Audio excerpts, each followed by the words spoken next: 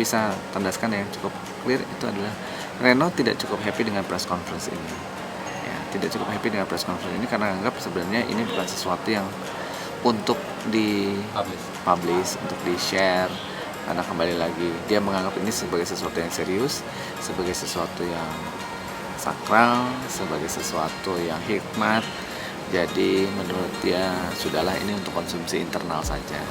Kalau ini kan nunjukin bahwa ketika dia bicara, dia senyumnya begitu lepas. Lalu semoga laki-laki ini memberikan buah cintanya kepada saya, melahirkan anak-anak yang soleh dan solehah, amin. Dia senang. Menjadi kebanggaan keluarga kami berdua. Sambil di sisi lain dia juga berpikir keras, ya, berpikir keras. Ini berpikir keras. Ya, dia berpikir keras. Kenapa? Karena dia benar-benar itu sebagai sesuatu yang privat sebenarnya. Sesuatu yang privat, karena ketika bicara sesuatu yang privat, dia merasa ini bukan sesuatu yang pantas untuk dibagi, gitu. Bukan sesuatu yang bisa untuk dibagi dengan mudah. Sementara pasangan sebelahnya kan nggak apa-apa, saya kan artis jadi semua orang mesti tahu dong, gitu. Jadi kira-kira seperti itu. Di titik ini dia ngasih lihat bahwa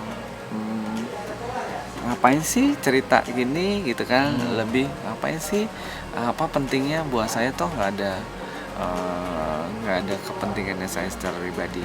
Sementara kalau yang pasangan atau Syahrini dalam hal ini, buat Syahrini kan itu sesuatu yang penting. Jadi perbedaan ini yang itu yang sebenarnya bisa jadi buat Reno bukan sesuatu yang menyenangkan, bukan sesuatu yang menyenangkan. Makanya dilihat dari responnya.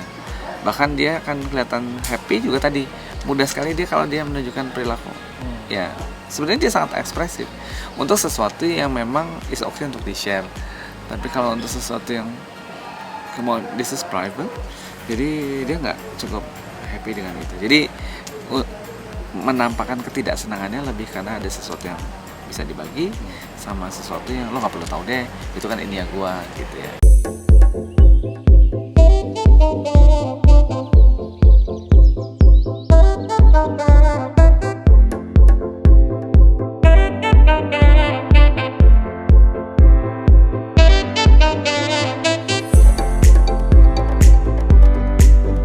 Bahwa kedekatan antara Reno dan Syahrini ini, mereka kalau dari apa istilahnya klip ijab kabulnya atau akad nikahnya, terus kemudian proses nikahnya, itu menunjukkan kalau Reno itu memang orangnya serius,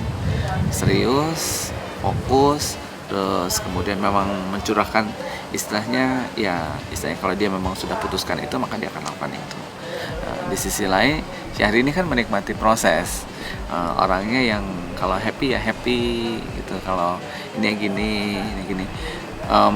Dia lebih ikut apa yang disampaikan oleh, dalam hal ini yang punya peran besar di keluarga Syahrini adalah ibunya. Jadi yang menentukan bagaimana adalah bukan Syahrini secara pribadi tapi lebih ibunya.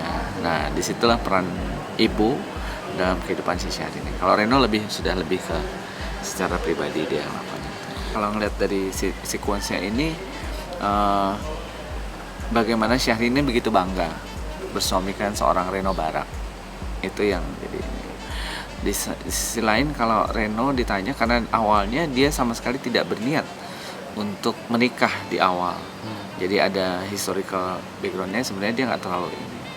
But ketika ada satu statement dalam bagian dari press conference-nya di mana ibunya Syahrini minta dia untuk jadi imam ketika sedang mau sholat, itu Reno merasa dianggap. Reno merasa cukup bangga ketika dia diminta untuk menjadi bagian dalam proses kehidupan keluarga yang satunya itu. Jadi di situ dia merasa terpanggil, dan disampaikan juga, dan di situ kelihatan ketika dia bicara itu bagaimana raut wajahnya, bagaimana dia menceritakan kejadian itu, atau bahkan mungkin Syahrini juga menceritakan momen itu gitu. Jadi yang minta pun bukan Reno yang berinisiatif minta, tapi ibunya Syahrini kalau tidak salah yang meminta dia untuk melakukan proses. Jadi di situ Reno merasa diapresiasi. Ya, rasa saya nggak cuma dengan Reno, siapapun kalau merasa diapresiasi dia akan merasa cukup berbesar hati, senang, bangga, kira-kira seperti itu. Jadi itu kira-kira sih.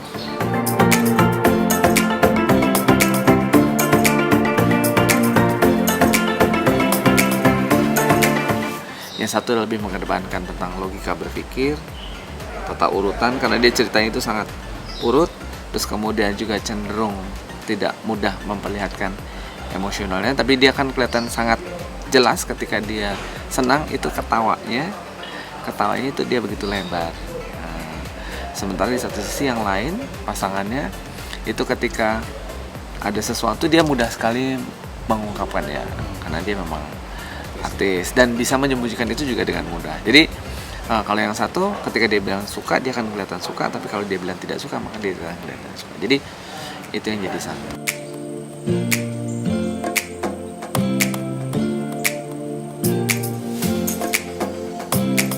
Kalau ditanya seberapa besar mendominasinya, ya apakah itu kan kelihatan kalau dari awal tadi itu cara dia ketika dia bicara lebih banyak dia yang bicara satu, terus yang kedua kalau si Mas Reno-nya lebih bicara soal urutan, jadi dia yang sangat logik, common sense, hanya menceritakan bagian itu, dan dia bukan model orang yang menceritakan sesuatu yang sifatnya pribadi atau privat, bahkan untuk acaranya sendiri pun dia hanya lakukan itu hanya untuk kalangan terbatas, jadi itu bisa dipahami.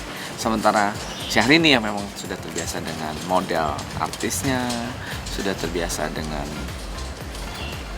glamornya istilahnya, jadi harus banyak orang yang tahu. Di sisi lain dia kan lebih senang dengan mengekspos kehidupannya dia. Nah, perbedaan ini yang di satu sisi juga bisa menjadi titik-titik kunci untuk memastikan bagaimana dominansinya ini akan terjadi. Juga bahwa dia menyampaikan ketika dia menyampaikan itu, Mas bisa lihat dalam video-video berikutnya itu ada di mana posisi tangannya dia, bagaimana dia mendominasi itu.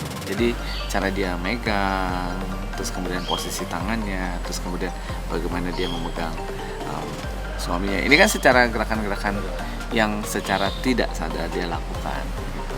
Bahwa pun posisi berdirinya dia lebih ke depan, bisa jadi juga diindikasikan hal lain lagi bahwa dia memang mengambil posisi yang berinisiatif untuk melakukan press conference ini. Dan kira-kira seperti itu.